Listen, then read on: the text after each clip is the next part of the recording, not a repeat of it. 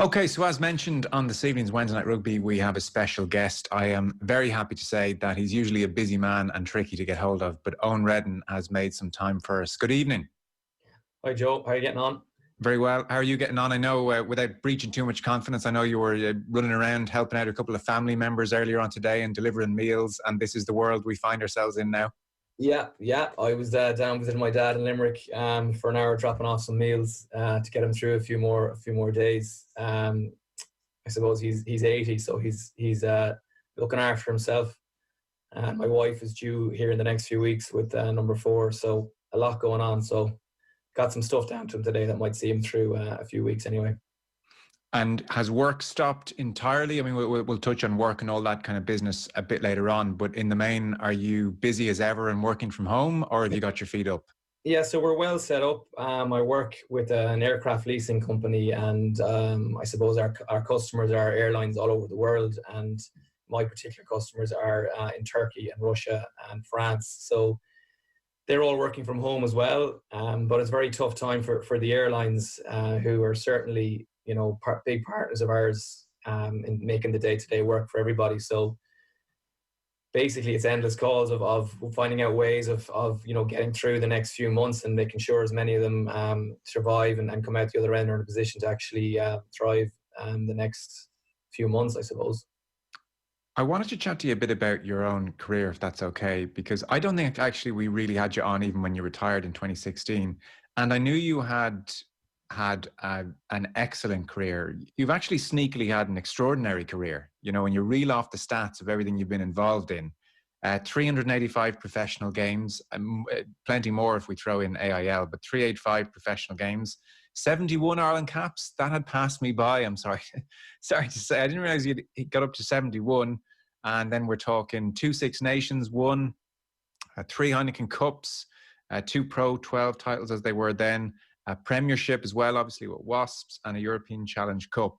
That's a hell of a haul, actually, when you stack up the numbers. Yeah, you were probably doing what most of my colleagues do, Joe, and reference the number of minutes I actually played for Ireland, which is why I passed you by. I think some days now, as even chatting with my dad today at lunch, you look back and probably you're a little bit happier or prouder of what you did than when you were in it. You're constantly struggling or fighting for the next thing and wanting more all the time. To sit back and look back now and because he knew I was coming on, so he was having a similar chat that you just said there. And yeah, it is pretty unbelievable. It sounds like you're talking with someone else. But yeah, I suppose life goes on. I don't know. It was great. Really enjoyed it, and I don't miss it, but I did enjoy it for sure. And so we mentioned your dad. Hopefully, he sat at home listening with the feet up. Was he a big part of your career? Was he a rugby fan? Was he kind of watching every game or keeping an eye on games, or was he a bit more hands off? Oh, he was definitely hands on. I think I could probably count the games he missed. There was numerous occasions where I remember like some special ones where like we had a Thursday night match in Cardiff, which was completely off the beaten track in terms of scheduling that he showed up at unexpectedly. There was another one where we played the All Blacks. Ireland played the All Blacks in the Aviva, but I was left out late on a Tuesday for that game. Wasn't selected, and he showed up in Italy on Saturday watching me off the bench playing Treviso, with 35 people at the game, and had arranged to go to the New Zealand game originally. So, no, he was certainly very much involved, and regularly would still go to Thomond Park or up to the sports ground now, and still made a few of Leinster's away games this year as well. So certainly a huge rugby fan, still is. That's amazing. I mean, you wouldn't blame any father for going to the All Blacks game that weekend.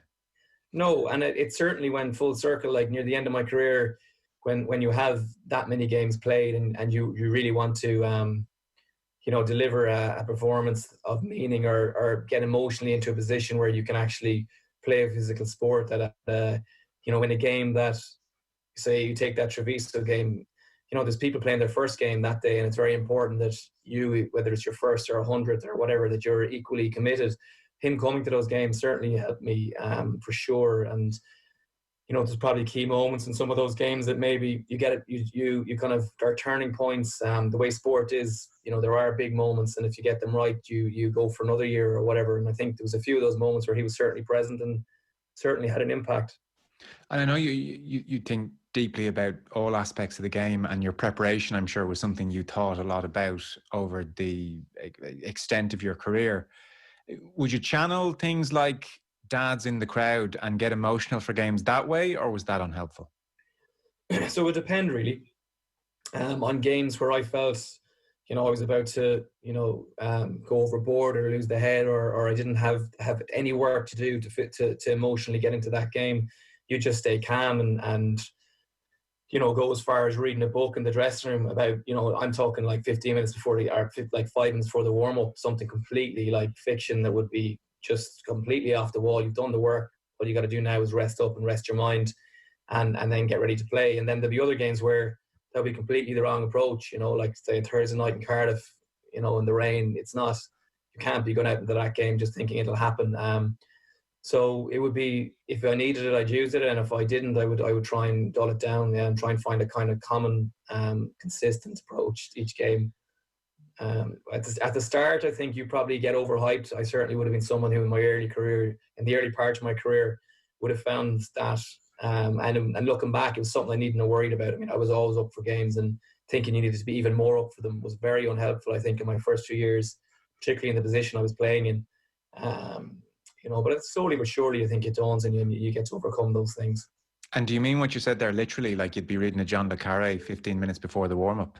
Yeah, I mean, yeah, like, and it's quite comforting in some ways. Like, if you're in a Hiding Cup final or semi-final and you're reading some, absolute Dan Brown novel with 10 minutes to go to the warm-up, it's quite calming that like in your own head you think, this is how ready I am, and everyone around me is getting ready to dress room. There's fans in the crowd, and I know this is coming now, and I don't have to do anything except sit here.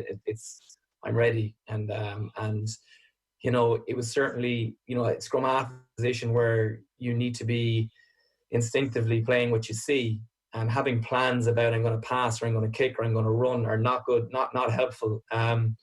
So you need to be in a very calm state of mind where you get into a flow situation, I suppose, where decisions are happening. You're moving on from each one, whether it be the right one or the wrong one.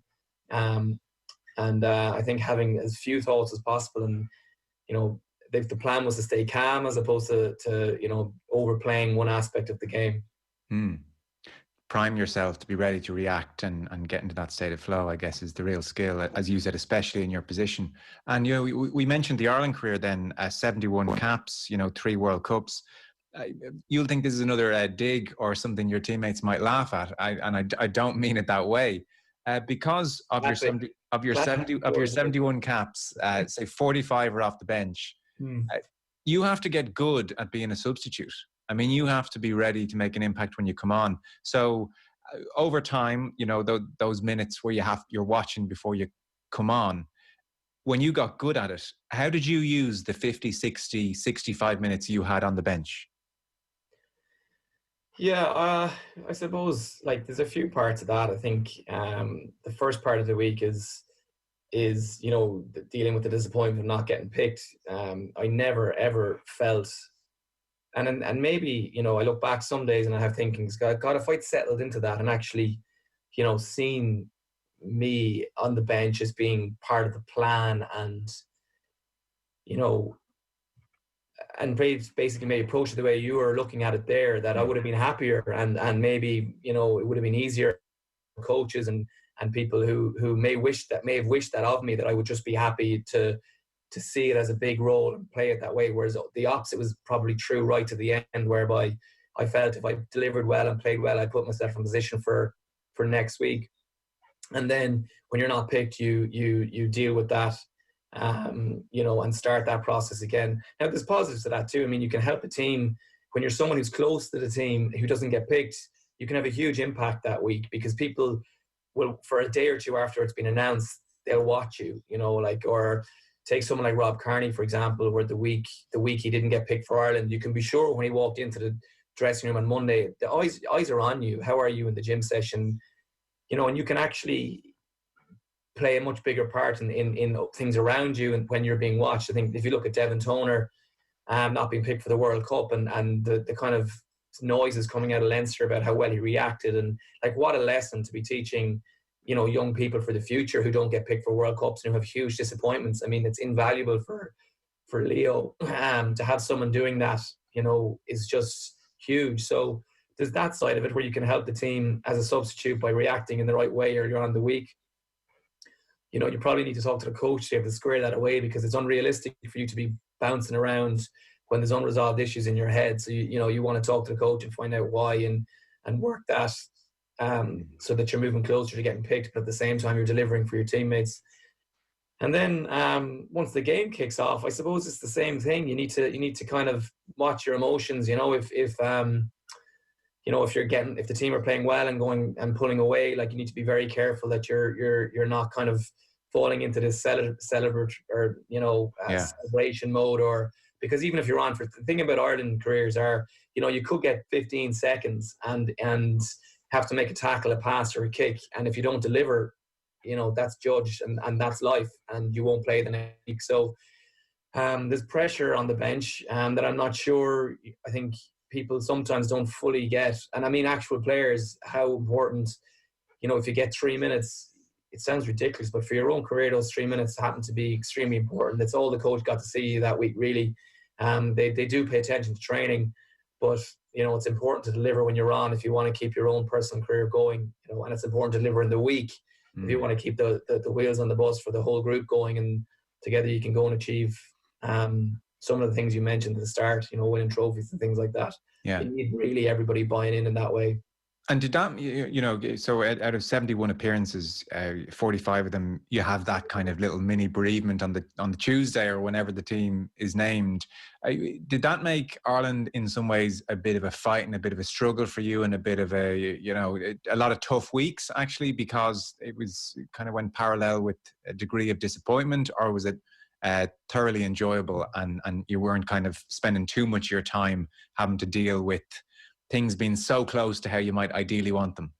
No, I don't know if it started out that I enjoyed that, but in the end, like, you know, I enjoyed the fight. Like, I knew I was in a fight for position, but I enjoyed the outcome was good or bad. But I certainly enjoyed, you know, having something to fight for every week and every training session and every minute of the match. You know, having something that close was great, you know, and yes, you have to deal with disappointments and that's life. But you get good at like, if I was starting at the start of my career, I would have assumed the fight would leave me at some point, you know, like why.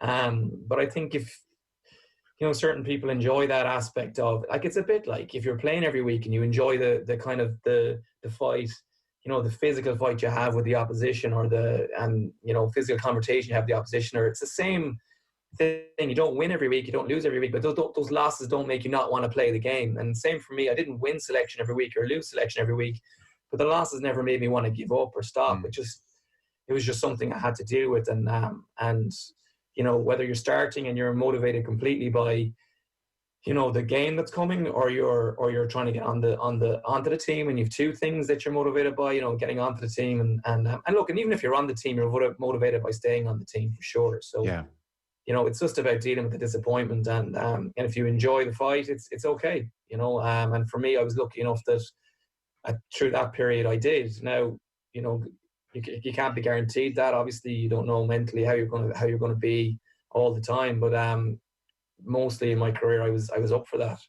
One last Ireland question I wanted to ask you, given that you've been at 3 World Cups and we're off the back of a very disappointing World Cup finale to the Joe Schmidt era, which was so successful, obviously. I appreciate 07, 11 and 15 are all very different. So this is kind of a tricky question. But is there any trend that you spotted which might give even a clue as to why Ireland certainly you couldn't say they've ever overachieved at a World Cup. They may not have underachieved. Like, you know, if you say to me in 15 injuries decimated the team for the Argentina game, it was, you know, just a tough scenario. I couldn't really disagree with that. And equally, 07 is not the norm. But what those 3 World Cups all have in common is Ireland never overachieved in the way of Wales might tend to at a World Cup, or France can pull it together for a World Cup. What is it, do you suspect, if there is a trend across the three of them, that might be something we could look at as a rugby country? I don't know really, because three is such a small number. Sure. You know, if you took three outcomes in any kind of assessment, it's such I a know. small number to actually be assessing Irish rugby. But it's all you've got, so it's what I'm giving you. Yeah. Was And there, maybe there wasn't a trend. Maybe that's your takeaway. well, like 2007 was, you know, 2007 we you know, we had some horrendously bad performances at the start of the competition, which put us on the back foot. Um, and there is a level of expectation in Ireland in the media that has to be addressed. The level of expectation, the level of pressure, the gap between, you know, at that point in time, what is a good outcome and what isn't. And, you know, in 2007, we like, the expectations in the media were huge. And then, you know, the delivery at the start was very bad and we were on the back foot. And then it kind of spiraled out of control. You know, it seemed to get very negative very quickly. You know, and and like, look, there's loads of different reasons. Like, I'm rather than thrashing them all out again, Yeah. saying we were undercooked, or we were staying far away, or, you know, all those things in isolation you can overcome, you know, but not hitting the ground running and having, you know, an easy game or two that we managed to perform in and win and get a bit of momentum and a bit of unity is a big deal. I think so 2007 was bad from that point of view, and I think there were lessons learned in terms of, you know, actual miles on the clock leading into the World Cup. Like, nearly losing to Italy in Ravenhill is not a good preparation, right? Sure. And then 2011 was, you know, I think a very well run competition. You know, when we got beaten by Wales and on the day and didn't play well, you know, I thought, you know, it's why did we lose that game? I mean, I could give you, apart from picking the wrong scrum half, which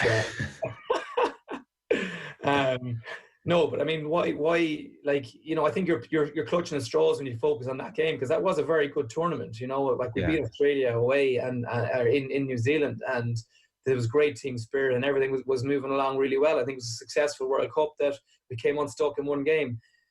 And then 15 was the same. You know, we had that many injuries and we got caught against Argentina. You know, I think in general, I think, you know, there's a mixture of going forward where you have to plan impeccably how you're going to deliver at a World Cup, which I think we do. And then I think you've got to stay in the present and you've got to be very brave when you actually get there. So if you go from getting, you know, 2007, where you get the 4 years leading into the World Cup wrong, and you kind of are slightly wrong, or the last year leading into the World Cup wrong, and then Eddie gives some good feedback and everybody learns, and then Declan gets the benefit of that and manages the structure where you lead really well into the tournament. Then when you get to the tournament, you have to still be adaptable and be able to survive what's happening right in front of you, and make sure that you don't let those plans kind of, you know, overtake what's happening. So, for example, you know, while it's important to have a year plan, what you did last January the 1st is like absolutely irrelevant compared to the Friday before that match on the Saturday, you know? Yeah. So, like, if you show up at the World Cup and you watch the first round of games and trends are changing, you know, and games are actually going a little bit differently and the referee's a bit differently and people are kicking more, defending more, whatever. Yeah. I think you need to be brave as a coach when you look at what you've got. And I'm only saying this in hindsight now, like, looking back at the World Cup, this was something I thought at the end of it. I was like, you know, how do you take the lessons from this World Cup and move forward and bring the level of planning that Joe and Declan and have brought to these World Cups, and then you also bring a massive adaptability. I think from 15 to 19 was about strength and depth, right? I think from 19 to 2023 is, you know, we have our strength and depth. We know we got a plan long into the future. And then the third one is, let's stay in the present when we're there. Let's be the team that's brave enough to change, or that's good enough to change. You know, like, that you've got the kind of people that you can change late and make adaptations and adapt. Yeah. And I think ultimately that's probably what the biggest lesson is, Yeah. because the trends in the game do change, and staying with them is important. No, that's an interesting point. And because so for so much of 19, there was a hope that, well, Joe will magic something out, or maybe he's got something in his back pocket. And actually, we kind of stayed the course as a team, it seemed, in the main, and it didn't serve us so well. To change pace for a second, just to jog people's memory, you're at Munster 03 to 05. They decide to cut you loose. Wasps come, you do 4 years at Wasps, Heineken Cup winner there, Premiership winner there, then back to Leinster, as people will certainly remember, from 09 to 16. When Munster, with, I presume, Peter Stringer and maybe Tomás O'Leary coming on the scene, said, listen, Eoin, we love the cut of your jib, but we're sorry. Was your future guaranteed? Like, were you hot stuff, hot property? Did you have various offers? Where were you at that stage? Because Wasps seems from afar like a really, really good move, really big move. Yeah, it was a huge opportunity. And I wasn't actually I wasn't secured anyway. I had put a few good seasons together in Connacht before I'd been to Munster, and then I didn't really play very much in Munster, so there was no real there was no chance of clubs seeing me in Munster really. What had happened was that when I went to Munster, there was interest from Wasps, and I suppose I'd grown up dreaming about playing for Munster, to be honest with you. And for me, even though I think at the time it was a tough challenge, like I knew I was going to be down the pecking order. I was told that joining there, but I wanted to go and give it everything I had, and then see what happened. So I went there knowing that, and spent 2 years there, and I didn't play very very often. So I was up against it when I was told, I think it was January in the out in UL there. I had a meeting with Gareth Fitzgerald, and was told that it was time to move on, really, and which was devastating for definitely devastating time. I was pretty hurt by it, and maybe in my own mind maybe should have seen it coming, but probably didn't.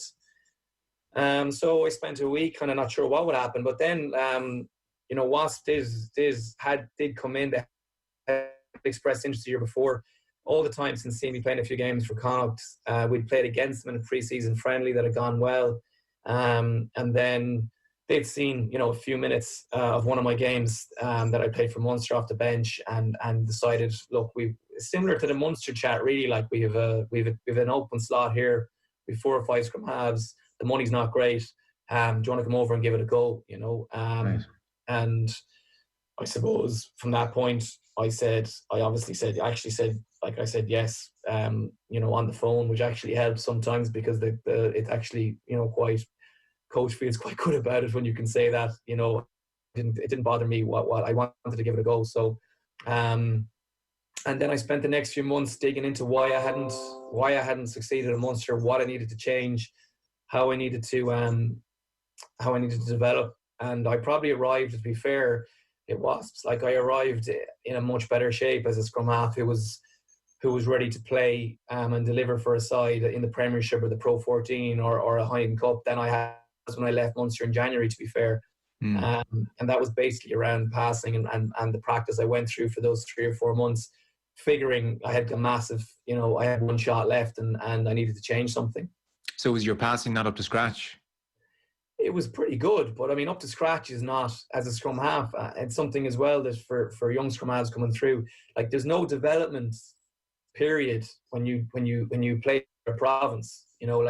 So you join a team and you've got Keith Earls on the wing, or you've got Easton and Siwa on the wing. Outside 4 other players right between you and them, and you might be getting your first shot, but the development can be around lots of things, like maybe it can be around your temperament or your kicking, but if you can't actually deliver a pass that is actually, like, it's not a development, it's got to be there and ready. That's the part of your game that has to actually be rolling out, and it needs to be rolling out at a level like that is kind of like people should see when a young 9 plays, unless people in the stand are saying, like, kind of noticing every pass that's actually, jeepers, that looks sharp. I don't think you're quite there. Right. And I think I left Munster where you'd and like Peter Stringer was a great example. You know, you could, no matter how many times you saw him play, you'd say, "Oh, there's a good one." You know. Yeah, it's funny. We had sorry to interrupt. We had him and O'Gara on the show 2 weeks ago, kind of chatting about their relationship. And O'Gara was saying he used to just say to Stringer all the time. You know, obviously they grew up together in many ways. He said, "If that ball is not stinging my hands, then you need to do something about it. I want that ball stinging my hands, and I'll tell you if it's too hot, but I want it as hot as you can give it to me." Yeah, and that's it. You know, so if you picture a development scrum half or someone trying to learn the ropes and playing with Raj, like, you know, straight after the game, the coach says to Raj, "How did they go?" Like, unless the ball is stinging in his hands, he's going to say, "No, not ready yet." You know, and that's the mentality. I think, you know, I wasn't in before. I was a scrum half who felt like I could kick, I could run. I had, so I was you kind of kid yourself into thinking, you know, God, what's wrong? Why haven't I, you know, pushing through? And the real answer was, say, Peter was the gold standard. I wasn't there.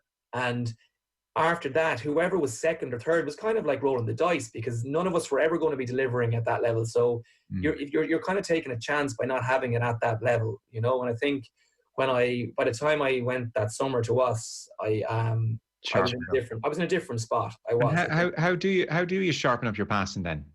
So you look at the way golfers, you know, you do things, whether, you know, golfers have different ways. You know, they might have a target they have to hit, or a distance, or a target they have to hit 10 times in a row, and you might get 7 or 8, and then the pressure's on for 9 and 10, and then you do this endlessly over a day which could be overtraining, obviously, so you can't do this a lot, but then you might be there for an hour or two, and you're thinking, oh, and you get to 8, there's pressure on you for 9 and 10, and you're just, or you might only get another day, you might only have, you know, you give yourself 5 shots or 10 shots, and you have to live with the failure then the next day, you know. And these things that at 22, 23, I'd never heard of. So at that point, I would have just have been throwing balls thinking that's fine, you know, whereas then I moved to a point where, okay, there's a target I have to hit, it's that far away, and at the moment I'm getting like 2 out of 10, you know, how measure this and move on. It's very, like, you know, you'd hear in business or whatever, you know, having smart measurable goals that you can actually rank and see if you achieve them. You know, it's obvious stuff, but it doesn't dawn on you, or it hadn't dawned on me at that point, whether it was immaturity or whatever. But those few months were a big change. So when I arrived there, you know, straight away, I think I was aiming to try and, you know, be in a position where I could play with Raj and he'd feel like my passing was good enough. And I was joining a team where, you know, that maybe wasn't expected of their scrum halves at that point. So I was able to give them something that maybe they weren't expecting to get from me when I got there. Okay, very interesting. So you've got kind of Ian McGeechan there and Shaun Edwards. Edwards, I mean, he's still at it. He still knows how to get a team in the right frame of mind, as we've seen over the last couple of months in France. So in terms of what either of those, I mean, I don't want to suggest they both gave you massive things in your game, but did either of those have a significant influence on shaping the Eoin Reddan who went back to Leinster? They absolutely did, and it's probably a little bit different in terms of when I came back here. Like, there was a huge emphasis on a few different things.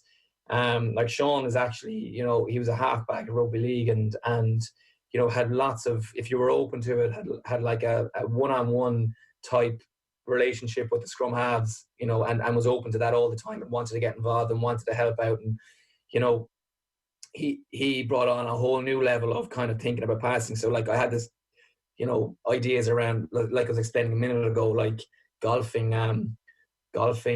like practicing where you've so many shots or whatever. And then I got over there and I played one match, and like I was trying to get the ball out quickly to another one of my teammates, and there's someone in my way.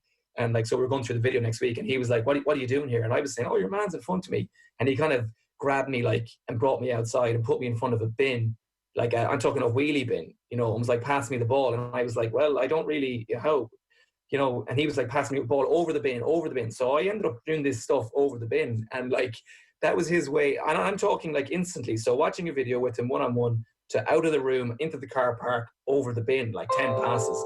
And he kind of walks off and says, now you have a drill to sort that out, you know, and he walks off, you know. And that was a real, and that's a real, his attitude was kind of like, you solve problems by doing, so like, don't sit there thinking next week I'm going to pass that ball quicker. He's like, just get out and do a few reps on it, and he'd do them with you. And that was also, because as a scrum half, as I said at the start, like being calm mentally is really important. So if you're worried about a skill, his approach of just going out and sorting it out on the field, like actively, as opposed to watching it in a video and writing it down. Now, he's big into, solving it physically, not necessarily writing down notes and keeping them and reading them before the game. Like, two approaches would be: one, don't like wait till the guy moves, pass it straight away, and then you read it before the game and you go out and try and do it. And the other approach would be to get the bin out and practice a few times during the week, so when it happens at the weekend, it happens naturally. Yeah. So you need a bit of both. You have coaches who do 24 hours analysis, and you have Shaun who relies a lot on doing and delivery and getting people in the right emotional state. And there is definitely room for both. The game has gone, a certain way in terms of the hours the coaches put in now. But Shaun's approach was very helpful, and he also was very much on the kind of, the nine as a kind of a confident center of the team, and that your behavior and the way you carried yourself kind of pushed out into the whole team. So if you were like over aggressive, kind of angry man, then that's the team might end up like that. If you were a nice, calm individual, like you can see from Conor, over the years, he's certainly been calm and delivered a very good temperament, which the teams around him have had. In the main, the overall team, had that kind of coolness about him. So that's a good example. And in Wasps, there was a different emphasis for scrum halves, in that like you had to be a major threat all the time. So like if I came off a game and I had 100 passes done in Ireland, that might be perceived as a real positive for Leinster with the backline we had. In Wasps, I'd be actually called out on, why haven't you run here and here? And the teams are watching us. And if you don't run, next week, teams aren't going to mark you and there's more space. So I would have been under pressure to make breaks and run when I was in Wasps than I was in Leinster. And again, that would have been Shaun driving that again. So, he had a big impact at a point when I was probably very open to coaching, and it was just after, rather than being like hyped up, person who's just got the first contract, who feels the world's at their feet and, isn't open to being coached. I had just been like, told, so I arrived in a good spot, and certainly that was very helpful. And Ian McGeechan was brilliant. He would have really given you confidence in yourself and your team. In some ways, very like Declan in terms of the confidence he gave to the team, the consistency in a team, and allowed us to find our rhythm and leaders develop within the team and kind of let the team lead where we were going. So between those two, I think they were huge influences on me, and certainly helped me both enjoy my rugby and develop in it. That's really all that is fascinating. And one last quick one in Edwards, because we all associate him with defence, both with Wales and France. I thought when you talked about the influence he had in you, it was going to be more defence. So it's really interesting to get the scrum half angle. Is his defensive system just, incredibly sophisticated and technical, or with him, is it more attitude? So like the straight answer is like, so when I got to Wasps in 2004, I think it was, like that, and had been for 2 years. And now, like, you've seen teams adapting it now, like, France are doing it now. I mean, that's, 16 years ago. So to say he was ahead of his time, some people wouldn't give him that credit because they were doing it in rugby league. But like the trophy they won, and in particular, I don't think there's any mistake in some of the consistency in big games, and the correlation between a good defense in a big game, and that being your weapon, and your ability to roll that out in a big game, and the chances of it not showing up in a big game are all very low. Or like the chance of it not showing up are low. Whereas if your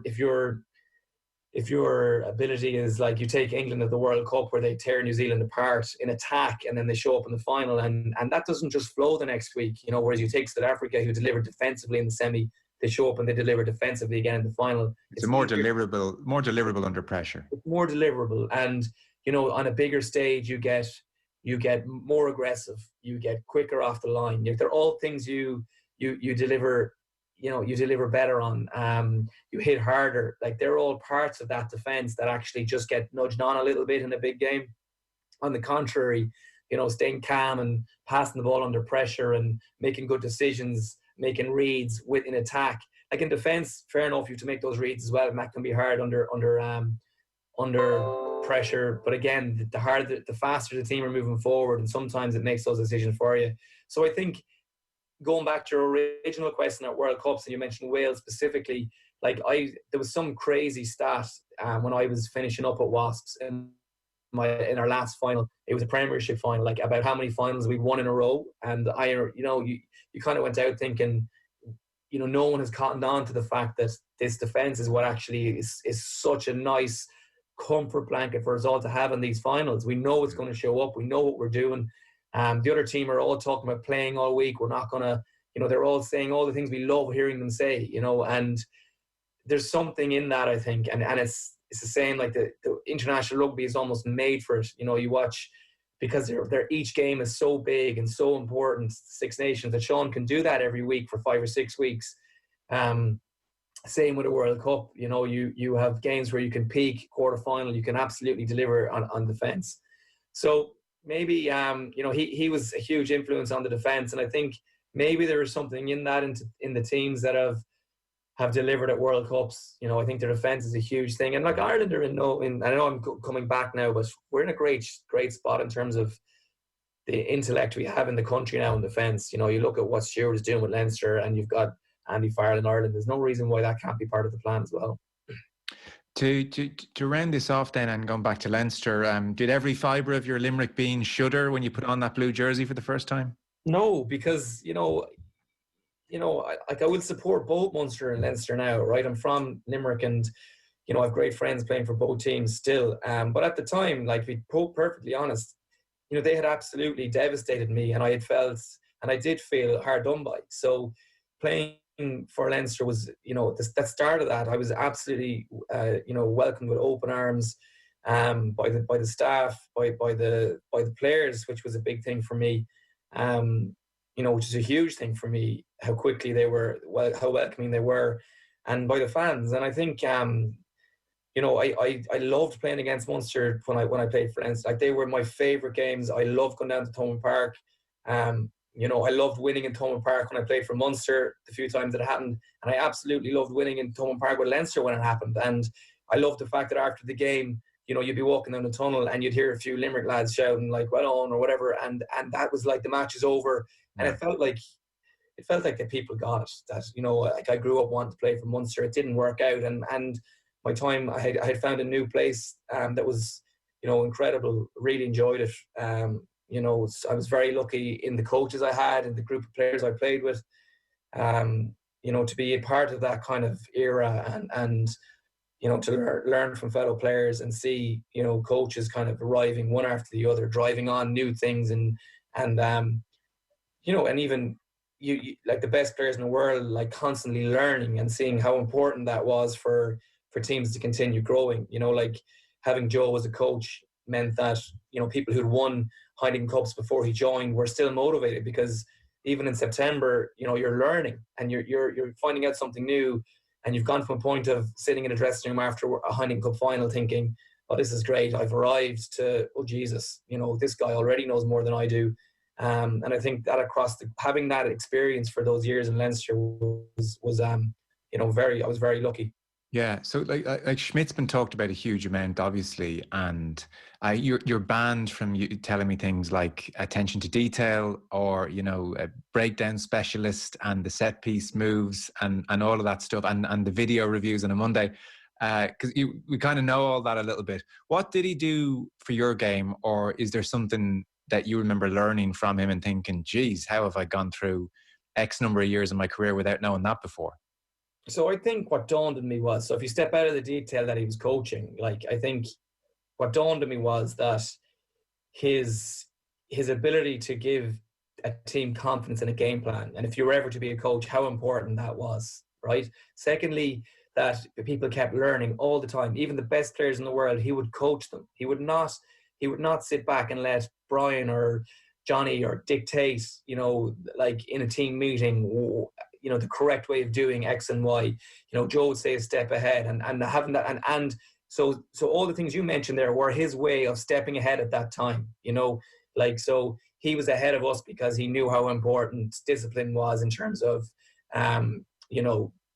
basics was before we did. So we didn't decide our basics were going to win. He knew that getting us to focus on that was, so it was about having the foresight to see what was needed. It was his skill, and he recognized a plan that would work in that period in rugby, and he delivered on it. And I think the skill for any coach anywhere is to keep staying ahead. So how do you actually notice what's important now? Because if discipline and entering rucks was important in 2012 for winning European Cups, I can assure you it is not what's winning European Cups now, because everybody is now doing that and there's something else happening.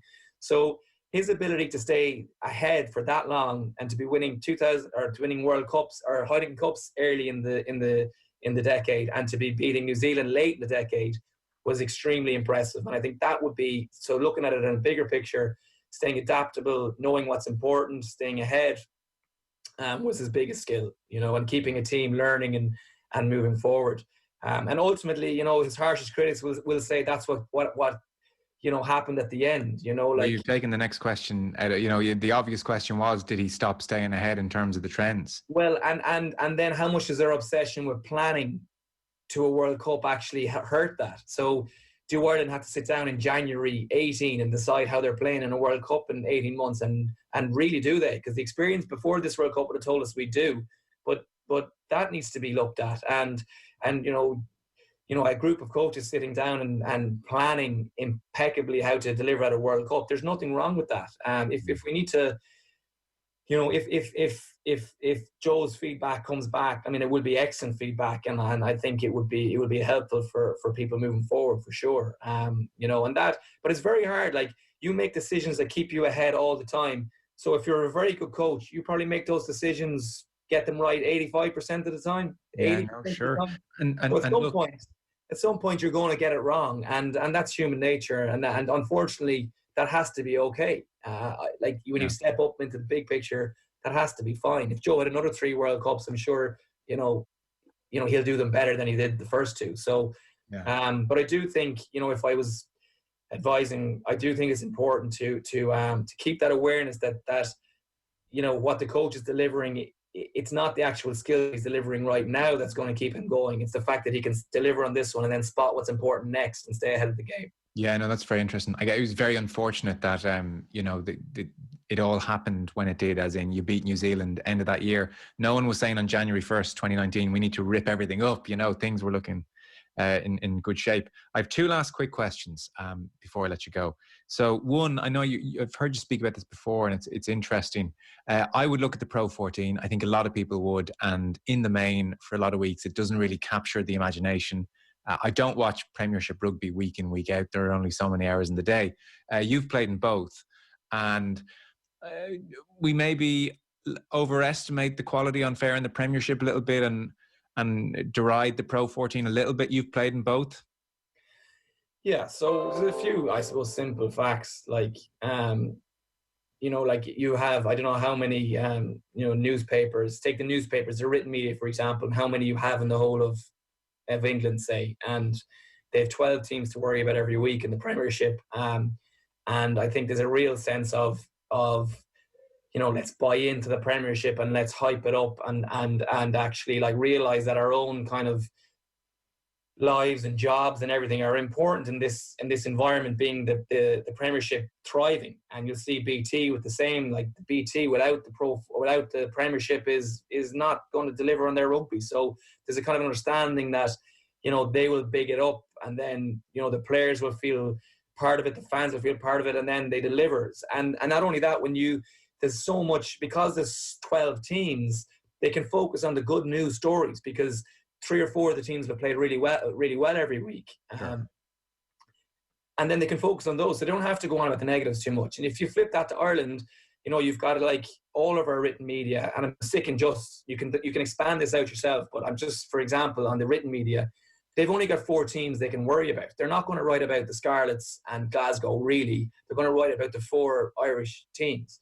So my feeling is that it's more, I need to write about Leinster this week and they were terrible. So there you go. Leinster were terrible and the competition is no good, as opposed to being able to, just by the way it's set up, to be able to focus on, entirely on the best three teams that week, which the UK media could do. Yeah, no, yeah. Yeah. So I feel like there isn't a realization that, a Pro 14, a competition in its infancy needs to be looked after like carefully by all the stakeholders, and the media are a huge part of that. And not looking after it when it's at its critical stage. So if you look back in 50 years and look at the Pro 14 in the first 10 years, you'd know that's a critical stage for it to succeed, and not having that kind of realization that we're all players, fans, TV, print, are all stakeholders in this actually, surviving, and individuals then taking advantage of. And look, people come at me and say, that's not fair, and maybe there's only the odd individual who, in a certain week, I'll make a headline here, and this is more about my numbers on Twitter than it is actually the bigger picture of the... I think in the main, the coverage is pretty fair. I think if there's a complaint with it, it's that actually, it's not that Leinster or Munster or Connacht or Ulster in the main are the problems. The problem with it is that the other teams are not competitive enough. Leinster can send out any team they want against pretty much any team in the competition, home or away, and more than likely win. And that's actually not a cause for celebration across the Irish media. I think, if anything, we're bemoaning the lack of competitiveness, Yeah, and I think you're absolutely right. If you're talking about the competition, yeah, I would agree with you. The other teams aren't good enough, right? That's for sure. So when I say like Premiership v Pro 14, that's what I'm getting at. Sorry, well, I was looking from a player's point of view. No. The Irish provinces are sailing through it. That's actually the problem. Yeah. So the reason why I was talking there about the player's point of view is, from a player's point of view, it was like the Premiership was easier, right, and higher reward. It's bizarre. And then you come and play in the Pro 14, and it would be like, if you weren't winning by like 75 points or 50 points, you were actually, playing in a tougher game, winning by 30 or 40 points, but it wasn't good enough because it was a different dynamic, because of what I said about, good stories, bad stories, and the difference in the numbers in the media. But I agree with you. So you're 100% right. If looking at it strictly as a competition, the Premiership is more competitive than the Pro 14, and that's definitely an issue. How you address that, it's interesting to see what Wales have done now with some of their selections. They seem to be definitely trying to make sure some of their players come home and play in Wales. And, I think possibly Wales and Scotland being stronger on people playing for their country, playing in those provinces is important. And maybe that'll help the league a little bit, trying to think of one possible solution. Last question. As I understand it, when you retired in 2016, you took a whopping 8-week break. I mean, they say take some time.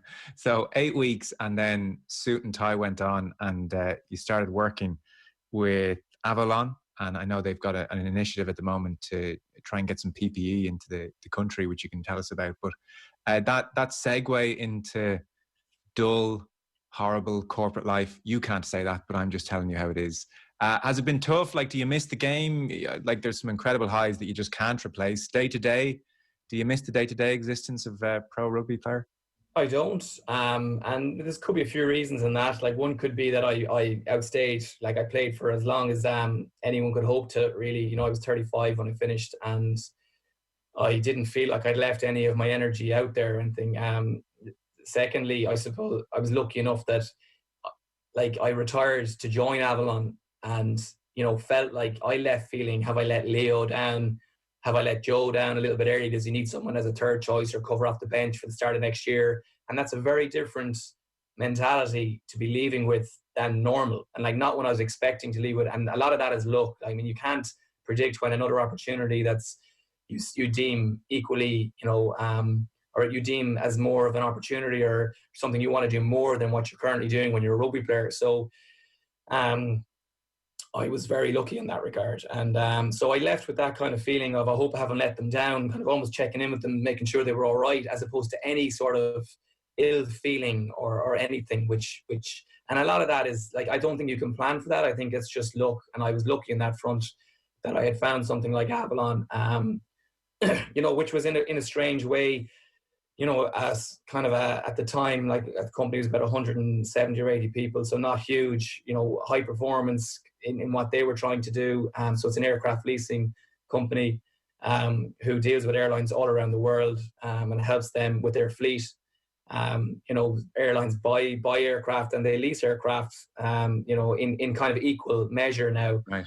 So, and a lot of my job now is working on a project for 3 or 4 weeks that's either successful or not, and I'm in a team who try and make that project work or not, and we win together and we lose together, and it is, you know, there are equal highs and equal lows, not so much in front of 80,000 people or anything like that, but in terms of effort and energy, these things that you try and make happen for you and the airline. But that's good, because sometimes I think what sports people find tough about the real world is, one, it moves a bit slower, but two, there are no moments where you either win or you lose. You just kind of can, in many jobs, trudge along a little bit, and suddenly 10 years go by, and you can miss, you know, well, we can draw a line and say, well, we sort of won that project or whatever. Yeah. So maybe there's a slight parallel there which might keep you sane. Yeah, and you know, teammates, like people talk about the dressing room, and like I think that's probably been almost replaced as well, because I'll be in a team of 5 or 6 right. people that I'll have to, you know, so we're all working together as equals, but as the person who faces the airline, I'll have to lead the team in terms of how we approach it, when we meet, how we meet, you know, what's the mood of very similar things to a week in rugby, like, you know, are we all clear in our roles, and you know, who's making decisions, all simple things like that, and like the relationships and the people who I'm working with are all, you know, in similar ways, very, very good people, and I'm very lucky that that's happened. So that has softened the blow, and maybe that's led into why I haven't missed it. You know, and there was, you know, something we were all quite proud of yesterday, whereby like one of our aircraft was coming back, you know, from China for work to be done on it, and you know, again, the company, much like Leinster would have been, is certainly built on values and a value system. And I know you'd heard about Joe with the pillars and all these similar things. So for me to walk into an environment like this, you can imagine, was quite reassuring, where you know, you had your day-to-day work, but you had values underpinning all that. And certainly helping others and investing in environment was one of them. And yesterday was a great example, where they flew home, you know, PPE from China, one of our aircraft that was coming back, you know, from a project that only started 10 days ago, to get and that was literally people in the company getting together saying, could we do this? How would we do this? Reaching out to who they knew around the world and getting it done in 10 days. So it was a huge outcome. And the reason I would mention it is that they're going to do it again now. So the team in Asia are starting up again. Listen, that's good to hear things are going so well, and it's good they're pitching in. I guess everyone needs to do their bit at the moment. Thanks so much for doing this. I'm sure you're running around doing various other things as well, and we might check in, I'm sure, again at some stage in the future. But Eoin Reddan, for the time being, thanks very much. Cheers, Joe.